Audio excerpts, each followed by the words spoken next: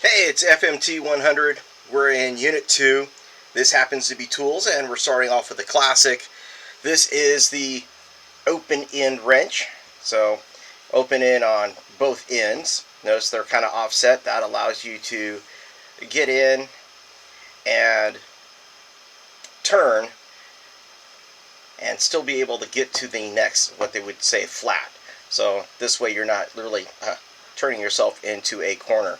So, nice, you turn in the direction of the short end, like so.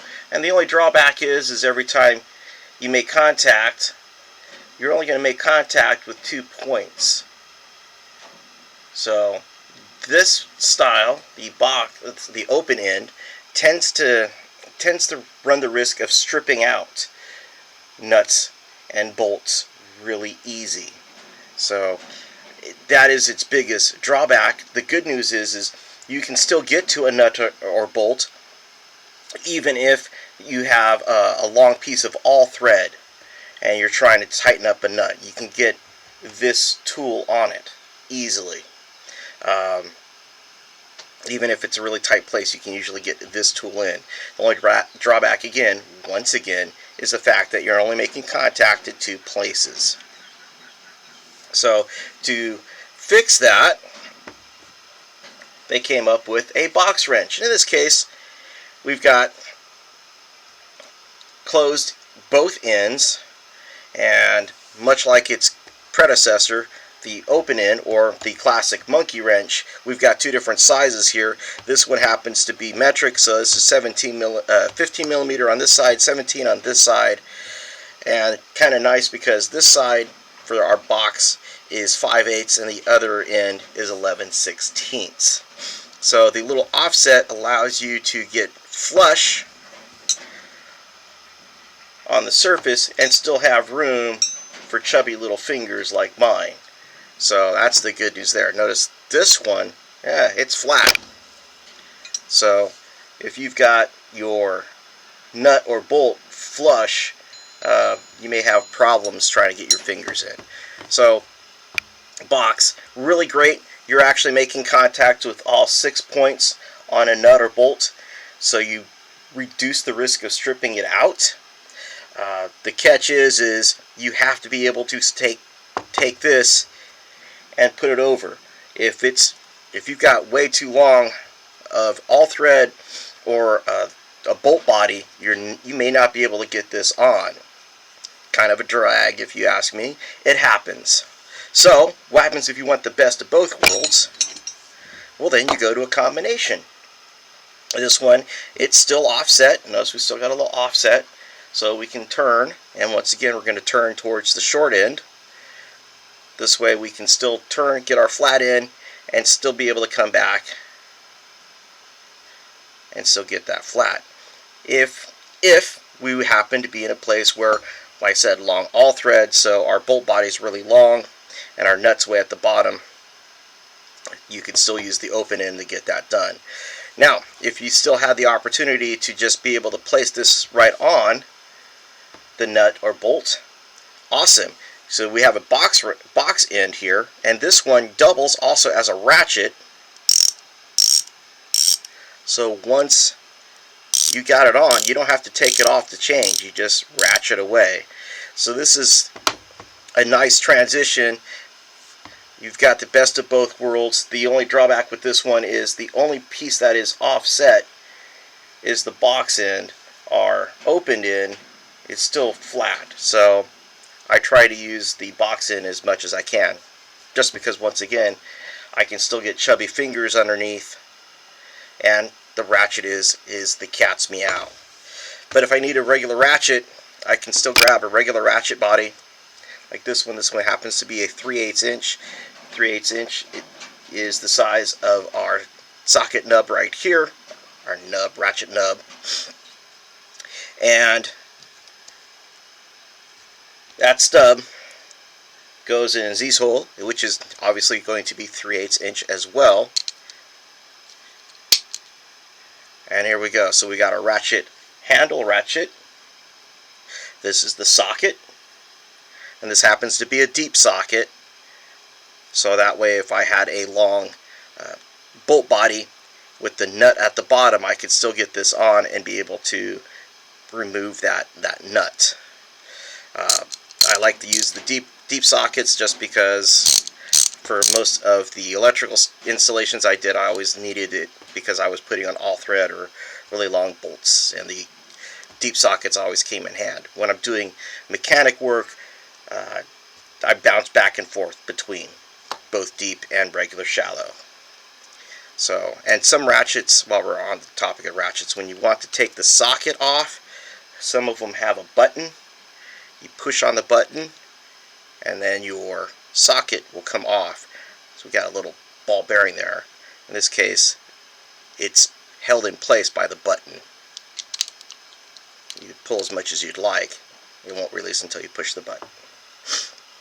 So wrenches, always put your stuff back. This is like the 8th take I've done for this dang thing, and I've been trying to put the tools back every time. So I'm slightly frantic. One of the things I cannot find is the torque wrench. So that's why I'm slightly livid as well. So I can't find it. Not sure if I loaned it out or what, but yeah, I had a torque wrench. Now I can't find it. So put your tools back. Like I said, I've been putting it back after every take. This is like the 8th one. So I'm still frazzled, but it's okay because we're going to get ready to move to the next one, which is going to be screwdrivers.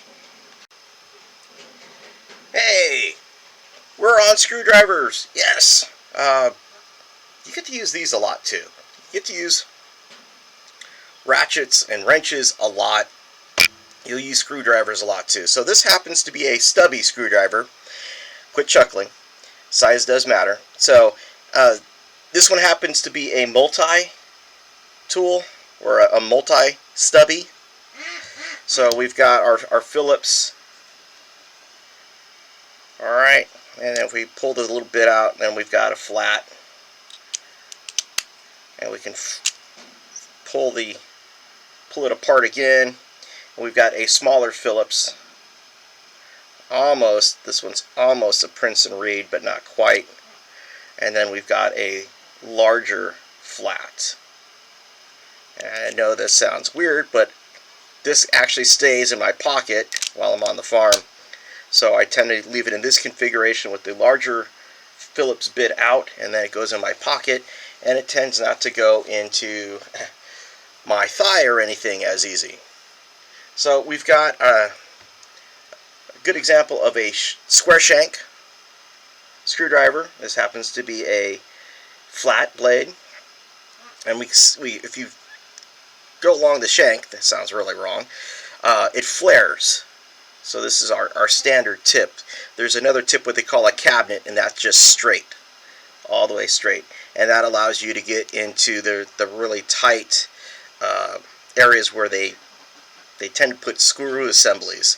So yeah, this one's going to be your most common, and this is the style I use the most anyway. So the combination is square, gives you some of the best torque, but they're still round. So this is a round shank. This one is a combination tip, and this is used, let's see if I can get it up here a little bit better. Come on, focus. Focus. There we go. So this tip is used a lot in doing electrical installations for receptacles and light switches in residential, commercial, and even some industrial. So it's the way that they've got the screws done for the strips. So we've got this style. We've got a regular Phillips. That's also a nice round shank. This one has the added little benefit of a little hook, so you can make the little hook on solid wire when you're doing installations. We've got holders, so holding screwdrivers. In fact, what I'm going to do is I'm going to put these back real quick. So I've got room for the holders. So this is a flat screwdriver. Alright, so we got the flat, and then as you slide this handle up,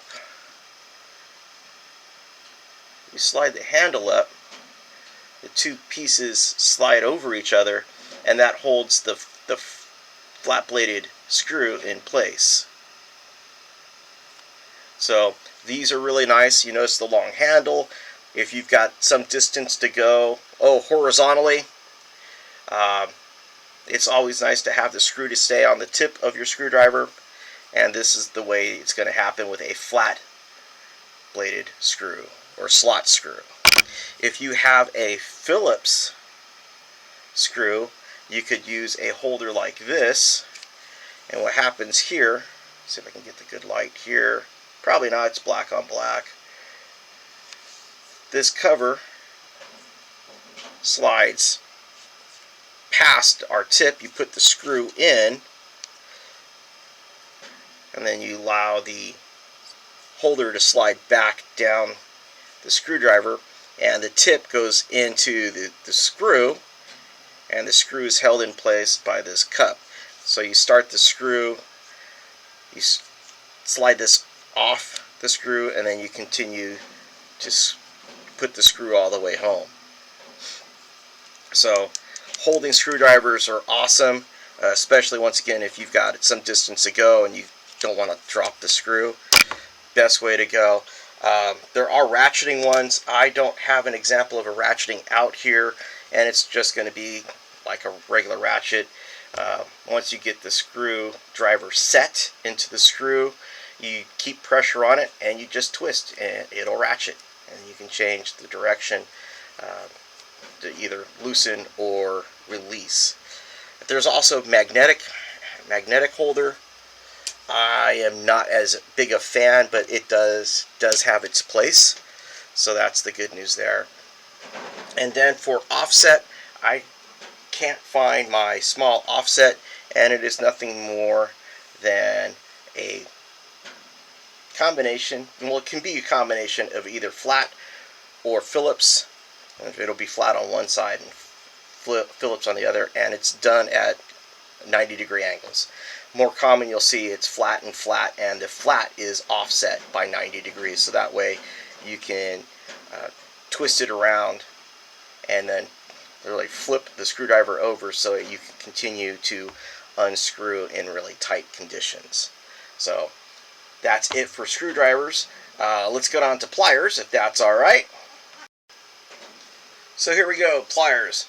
I'm starting off with the absolute classic, the linemen's. I started off my trade in electrical, so lineman pliers are very close and near and dear to my heart. So these are a set of Kleins. These are regular electrician linemen's. We've got a gripping point, often used just for twisting wires together. We've got some side cutting action, and that's pretty much the best deal on this one. We do have a unique feature. This little slot here is used to grip and pull fish tape. So not a lot of pliers will have that. So this is the electrician's linesman. This would be more the book we call an iron worker's lineman, and the biggest difference is in the angular head. And you want, for iron workers, they want that angular head so that way they can get really good purchase and pull tie wire tight, and then they can twist it. So that's why they've got the angle head for the iron workers. So that's what this style is, and yes, it's used for that as well. Linemen's tend to be really heavy and usually well built for the most part, but sometimes they're also misused and used as hammers. It is true, and you're going to love this one. They're often used as hammers on screwdrivers, a flat tip screwdriver in this case, and the screwdriver is misused as a chisel, and the pliers are misused as a hammer. Both of these are no-no. Just saying. I want you to hear it from me. You don't have to hear it from the street. Okay? So, yes, lineman, not hammer. Although they are affectionately known as electrician's hammer. We've got long nose pliers. I've got a weird set of long nose pliers. Hello. Long nose pliers. This is a unique set. So this set, it's still long nose pliers. It's got a long nose. Alright. But this set of pliers is used for working in electrical boxes. So this is a connector nut plier. So that's its specialty. It can still grip, and the nice long nose gets into tight places inside an electrical box. So that's what this one is. But the same concept is true even if it was smaller. So this is still long nose plier. This happens to be a small electronics one. And we've got a little side cutter here, no side cutter on this one. So still two long nose pliers, different applications. We also have diagonal cutters. I will not tell you the slang term for it. It's usually referred to with women in comfortable shoes. So this is our diagonal cutter or side cutter. Diagonal because the head is on a diagonal.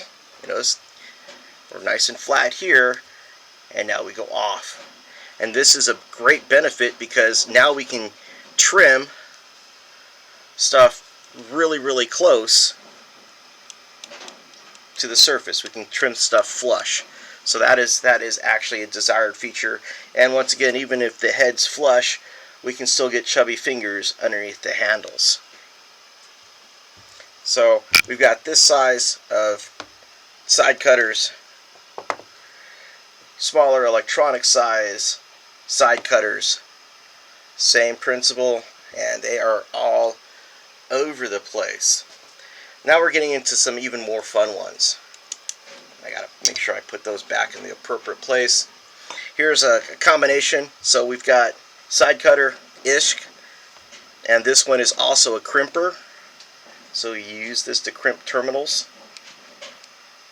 going into such things as receptacles and such like that. So crimp the terminal. There's both non-insulated and insulated on this one, and that is how you can join stranded wire to something else. Usually like a, what am I thinking of? Receptacle. I've been doing a lot of receptacles with that, so we'll go with that. I'm going to do tongue and groove first. So here's a tongue and groove pair of pliers. We know them. We're going to know them as channel locks because these are little channels and it locks in. So these are channel locks. And I don't know if you can read it, but it's channel locks. So Channel Locks is a brand name. It just happened to be that Channel Locks created the first set of pliers like this, the tongue and groove, and that name stuck with these. So here we go, Channel Locks. Now you saw it first here at FMT100. Alright, so here's a set of channel locks. And then they want an example of slip joint. And I am not a fan of slip joint. So this is my example of a slip joint. And in this case, you have to depress this button here, and it slips and slides just down. I know some will say, oh, but the channel locks do the same thing. But yes, but once you're at a certain point, that's it. It doesn't go anymore. And you've got all this surface area in here to keep it nice and strong. You've just got these little teeny tiny teeth on this one. And the regular slip joint had even less than this one. So, like I said, I'm not a huge fan, but they have their purpose. This guy is our go-to on the farm, of all things, for working on hoses, because it's able to grasp the different sizes hoses, and the hose ends that always seem to slip. So this is our go-to for working on hoses. And then our channel locks are just my big buddies. And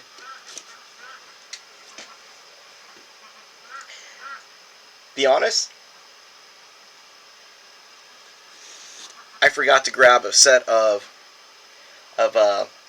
vice grips, so I apologize on that. Oh, I think I can grab some real quick. But here, while I go grab a set of vice grips, here's an adjustable wrench. This is affectionately known as a crescent wrench. One, it's got Crescent's name right there. Crescent was the first group that came out and made the adjustable wrench. So here we go, a little throwback. I meant to pull it out earlier. And when you're turning an adjustable wrench, first you're going to snug it up so you've got as many points of contact, which is only going to be 2, but you're trying to get as much contact as you can, and you always turn in the direction of the adjusting side, so you're always going to turn it this way. Especially if you've got to put a lot of pressure on, you turn this way. Then if you want to go the other way, you flip your wrench around and you go the opposite way.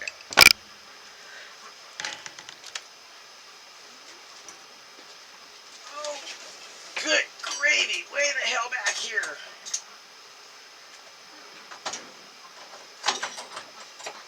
Oh.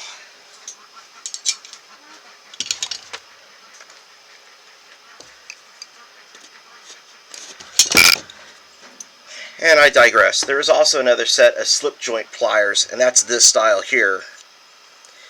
And you adjust it by opening it up a bit, and then you'll find a spot where this bolt flattens out, and so you can slide over to the next size, or the other size. So this is also a slip joint plier. And here's the big one. So, oh dear Lord, we still have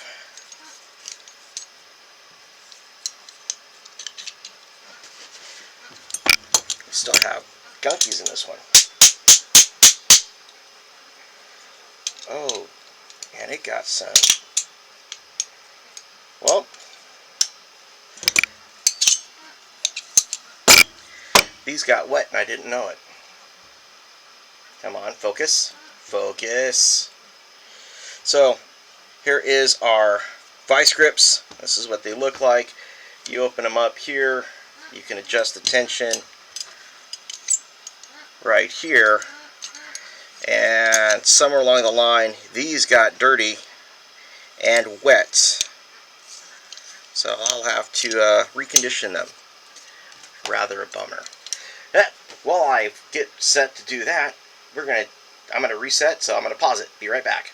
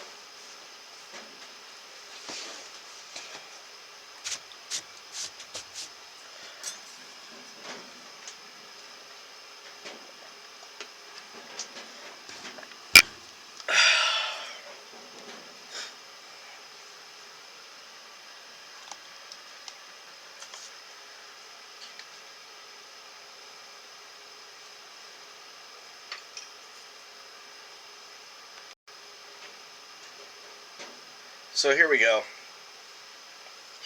Chisels. So the only chisel I really have is a wood chisel, and this one is for gouging.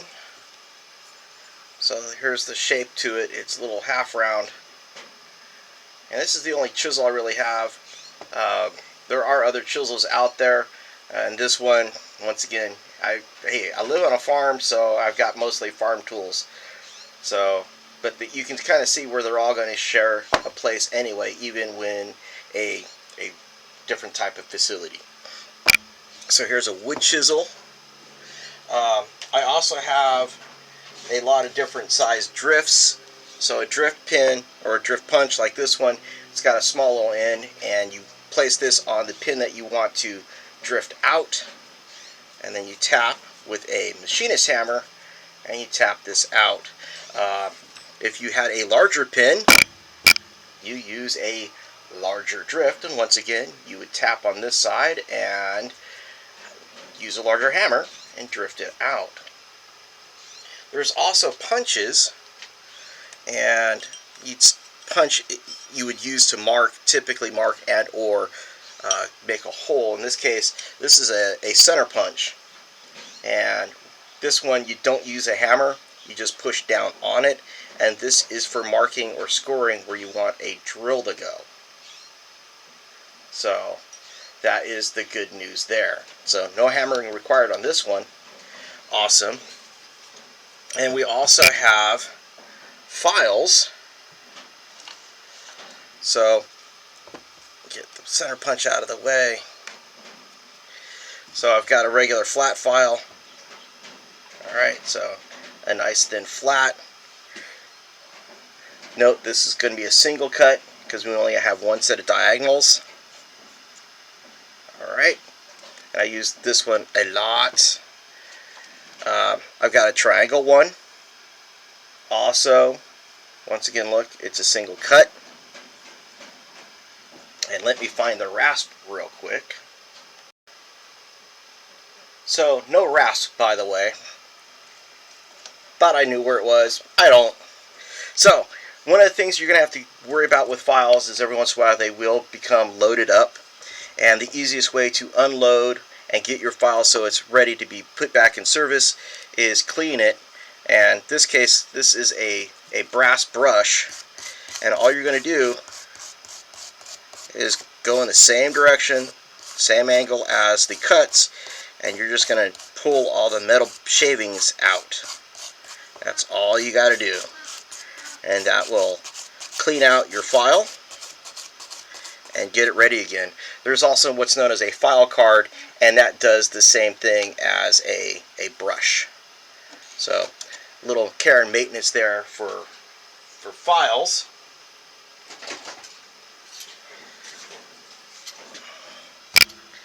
We also have, or I have, hacksaws. You get to use a lot of these as well. Nice, lightweight, portable, goes wherever you need to go, and it's awesome.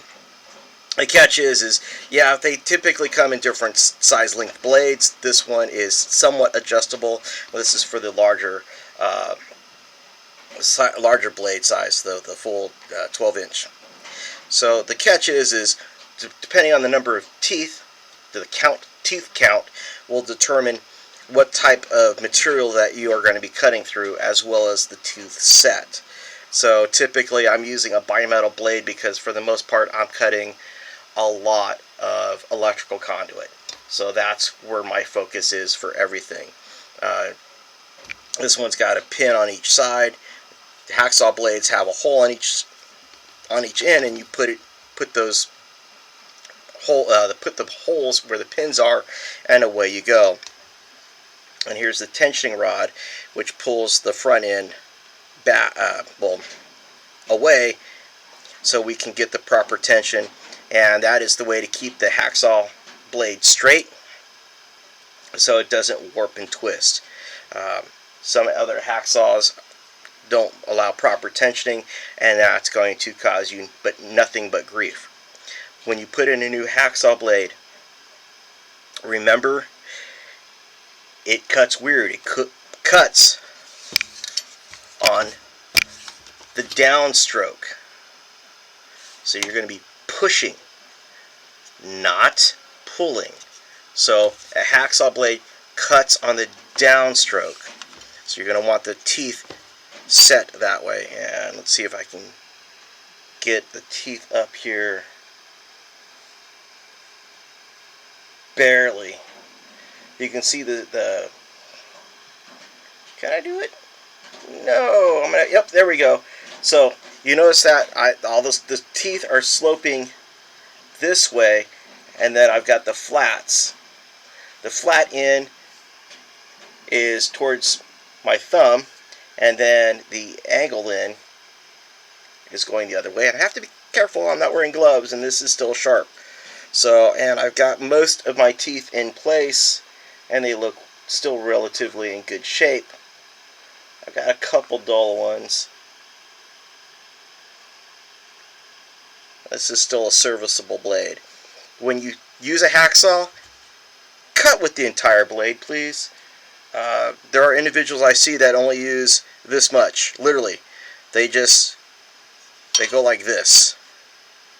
If they were to try and cut this piece of stock, they would only do this. No. Use the entire shebang, man. You've got a full 12 inches, use it. Alright. So there's a hacksaw. Tips and secrets about it and whatnot. Different styles out there. This is my favorite, and I will actually defend it with my life. So this one is a special hacksaw to me. Trying to keep plowing through this. I'm looking at the time going, wow, I've got you for way too long. We're going to hit with measuring devices. So here's our nice standard steel rule. It is a rule because it only goes to 12 inches. I could have a 6-inch one. Alright, but this is a nice standard 12-inch rule. So this is a rule. It's 12 inches. We've got increments of 1/8 of an inch, 1/16 of an inch, and then if we flip it over, we've got centimeters, and we also have 30/2 of an inch. So this is great if we're doing small work because we only need the 12 inches, and away we go. If we need something longer than this, we could do a nice folding tape measure or nice folding ruler. So this one is 6 feet long. All right, you kind of got the idea. This one, each increment is just over 6 inches long, so it's like 7 inches-ish, but folds up. And I try to get this one so I could also use it for surveying. So this side is done in 1/10 of a foot. That's the scale for this side. And then this side is our standard 1/8 of an inch. So, folding rule. We have our ever happy tape measure, affectionately known as the tape, or where is my tape? You got the idea. You know what I was saying. So, this one is an engineer scale. As I was saying before, I was going to tell you and show you why I use this one a lot and try not to use others. And here's the secrets. It's in 1/10 and 100ths of a foot. So as we open up the tape, it does have two scales. Here's the top scale is in 1/10 and 100ths of a foot, and then the bottom scale is in our standard feet and inches, with the smallest little increment of being 1/8 of an inch. People see this, they freak the hell out, and they leave my tape measure alone. And that's fine with me. You use it for a while, you get used to it, and I can still use this for layout as well. Then it's a nice size, it's 25 feet, so that works really well for me. In case you haven't noticed, I really do like 25 foot. Here's a Klein, it's also 25 feet. but now it's laid out different and even tells me the little marks. My recommendation, learn how to read a tape measure without having to rely on this. Alright, look at it. Oh, it's eighth, quarter, 16th, and so on. Learn to read it. So the coatings can be different. Some coatings are high visibility. Others are your standard, either yellow like this one or white. Some of them will do neon green. And yeah, I've got the duckies. So, various sizes. I had also a 100-foot rule as well, a tape measure. So this one's just going to be an 1/8 of an inch, and it goes out to a full 100 feet. We use this one for layout on the farm for our various projects, as well as surveying. So 100-foot tends to be really easy because you see it's really small, but if you go like 300 feet, it's really big, kind of bulky. So 100-foot is one that we use on the farm just because it's small, light, and travels well. There are larger ones out there. And last but not least, I wanted to highlight once again that we still have options for also doing measurements with lasers now. I need to get a little bit further away. So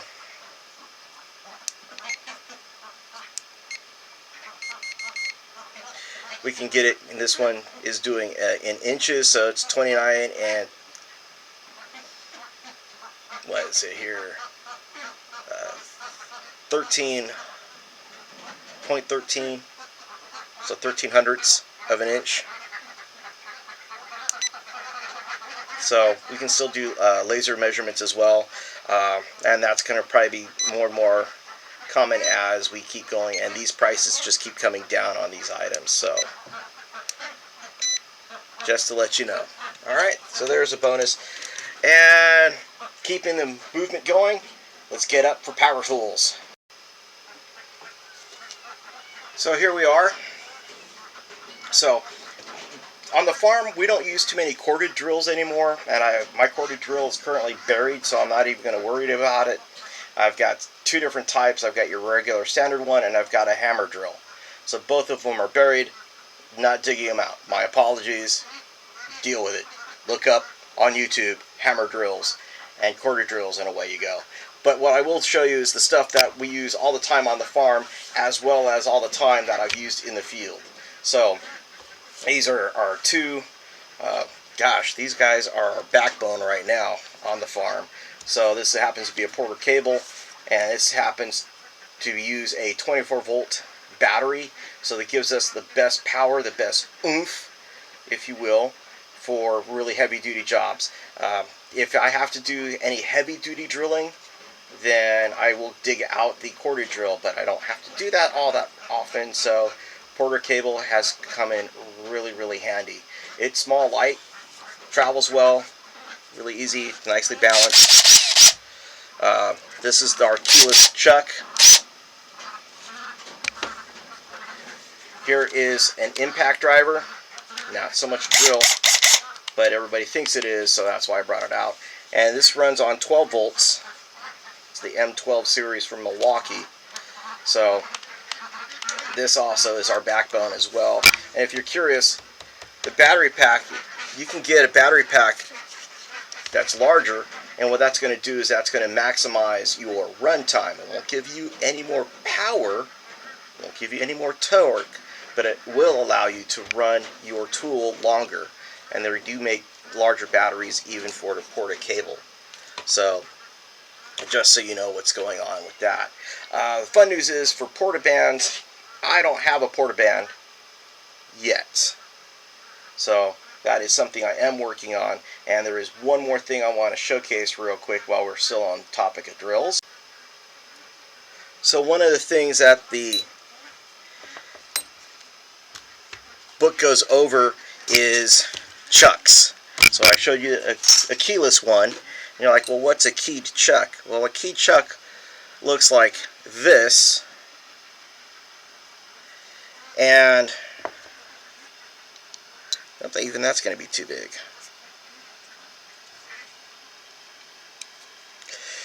So here's your key, and you stick it in the hole right there, and as you turn,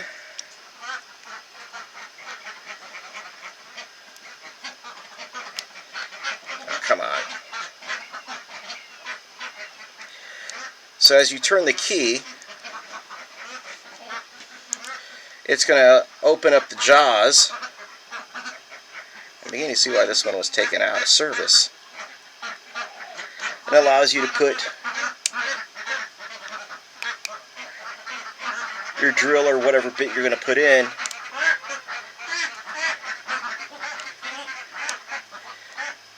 And then you close it back down, and that tightens on your drill bit and such. And as you can kind of see, what a pain. And when this one's slipping all over the place. So keys are keyed chucks. I mean, that was been the standard for a long time.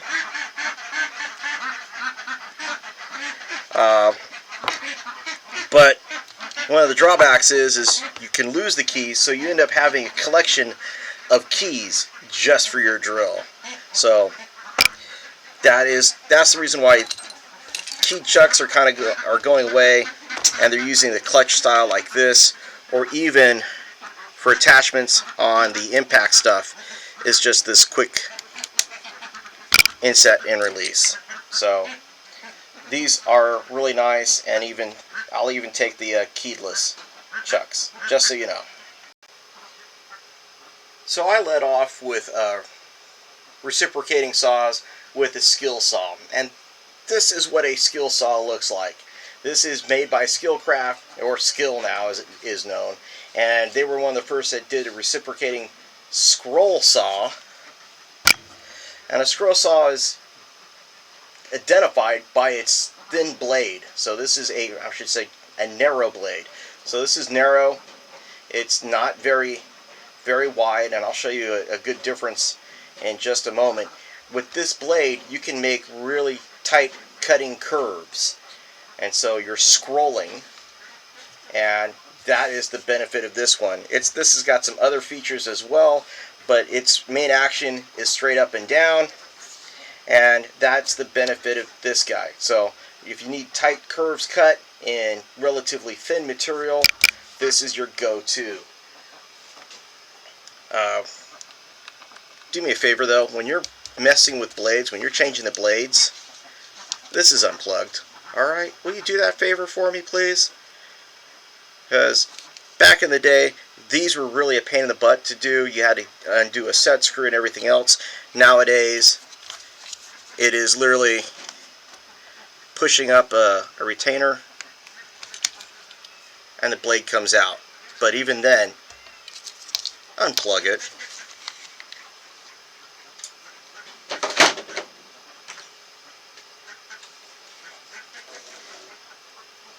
If you need some heavy duty cutting done, you want this reciprocating saw. This is affectionately known as a Sawzall. It says so right there, Sawzall. So this is by Milwaukee, and this is the group that led the large size reciprocating saws, and they called it Sawzall, and that's the name that kind of stuck. So you'll also hear these called recep saws for reciprocating. So both of these are recorded, so this is also a corded piece of equipment. So here's the cord, nice thick heavy duty one. This is used for demo a lot on the farm, and note, nice wide blade. So chances are you're not going to do a lot of tight cuts with this one, or tight curving cuts. This is going to be mostly straight cut, and depending on the blade, you can go through wood, you can go through metal, you can go through both. So it all depends on literally the blade setup that you choose, what you're cutting. Don't think that you have to be stuck with this beast. Oh no. No, no, no. There is portability. There's battery operated Sawzalls as well. This one happens to be the Hacksaw. I think it's kind of cute. But so this is the battery powered version. Alright, and still reciprocating. So this one is used, I use this one a lot for when I'm really tired of using the Hacksaw. I'll use this one for cutting small conduit, so anything like 1/2 inch. That's what I'll use this one for. Or if I'm cutting small PVC, so 3/4 inch all the way down to 1/2 inch PVC, I'll use this. Alright, so here we go. Reciprocating saws. So what we've got going on right now are angle grinders. And I'd say these are pretty versatile as well, because while this angle grinder, it's a Makita, so it is currently set up. I'm trying to show you the disc. This is a cutoff disc. Notice how nice and thin it is. Depending on what you want to do, you can get different discs. So you can set this angle grinder. It's an angle grinder because the cutting, the disc, is set 90 degrees to the motor. Alright, so here's a little gearbox, and that changed the direction 90 degrees. And here is the little paddle on the tool, and we've got some vents. Try not to cover the vents, especially on these. And notice, yes, I still have the guard on. I can change where the guard's at, but the guard stays on. And as far as discs, I can get different discs. So this is known as a flap disc, and you use this for sanding or when you're trying to remove like rust and such like that. Grinding, polishing, so flap disc. Alrighty. I can do a larger grinding one. So here's another grinding wheel. It's another grinding disc. Doesn't stop there. I mean, a lot of places have them. So here's another grinding disc. I can also, like I said, cut metal. So here's a cutoff. So this one is used for notching and cutting. And notice I have different metals. Have to use these on the harder steel, so that's all we pretty much have on the farm. So heavy duty metal and or stainless. Stainless is a pain in the butt to cut, and we're going to want a thicker disc to do that because it handles the stress versus a thin disc. And this disc is set up just for metal. So I would not use this one for stainless. So it's way too thin. So once again, we've got a corded piece of equipment. They are kind of nice, but the only catch is you need a specialty wrench. In this case, the 2 prongs go in 2 holes.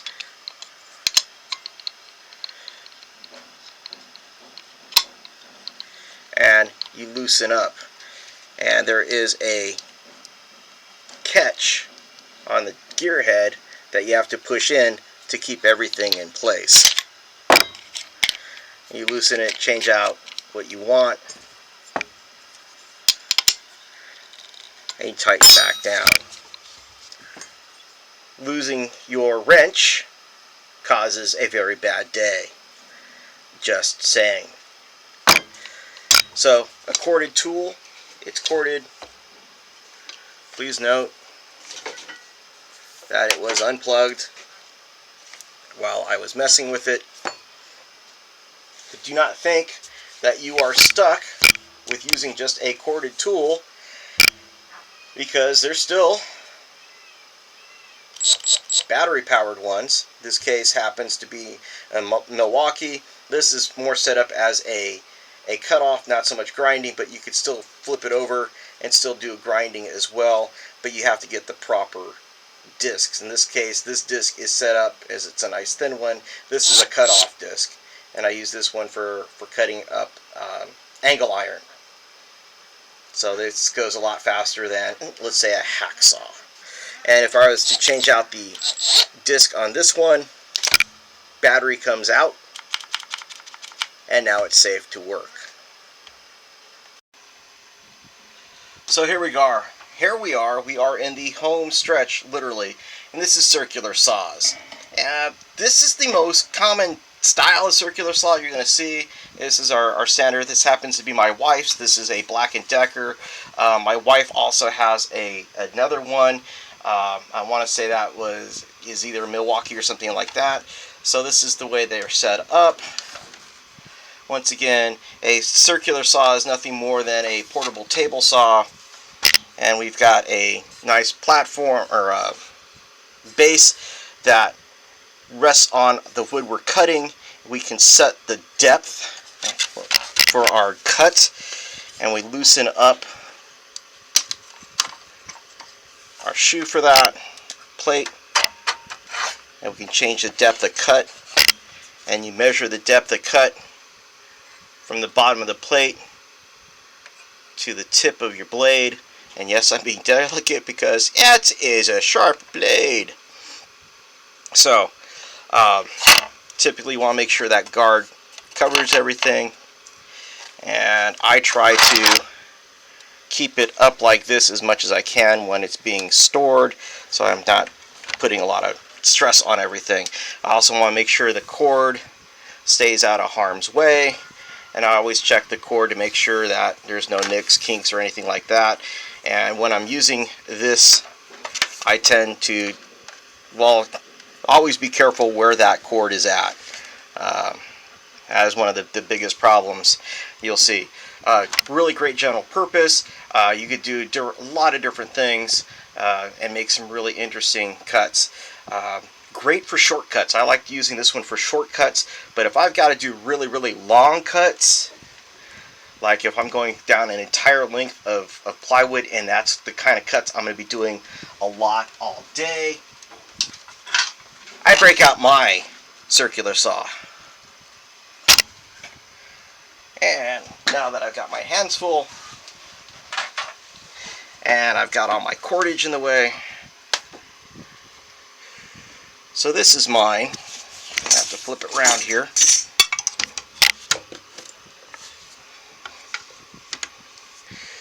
So this is a skill saw, but this is a particular type of circular saw. This is known as a worm saw. And so they've got a gearbox, because here's the motor. Motor's in line this way. And then the blade, as you see, is out at 90 degrees.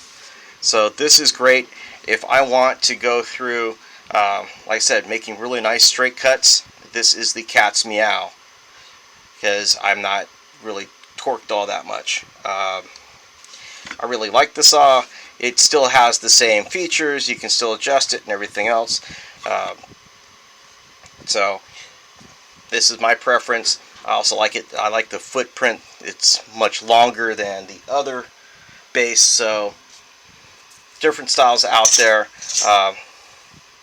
Notice I still got nice vents to try and keep these clear. An entire shebang. So different types of circular saws out there, and for different uses as well. And good news is I've kept this under an hour. I was getting really, really worried. Alright, do yourself a favor though. For any tool that you've used, go back, make sure you inspect it properly. Alright, if the tool's deficient, throw the tool away or repair it. If it's a hand tool, throw it away, get a new one. Destroy that hand tool so nobody else thinks, oh, they just got this great tool. Destroy it. Cut the damn thing in half. Torch it. Make it into a different tool using blacksmithing stuff. Whatever. Make it so nobody else can use that tool and get injured. A properly maintained tool is a safe tool. Alright? So with that, I'm going to cut it. Take the lab assignment. It's going to be in the shape or form of a quiz. Alright? Knock that out, and we'll get ready for the next unit, Unit 3. All right. And where did everybody go?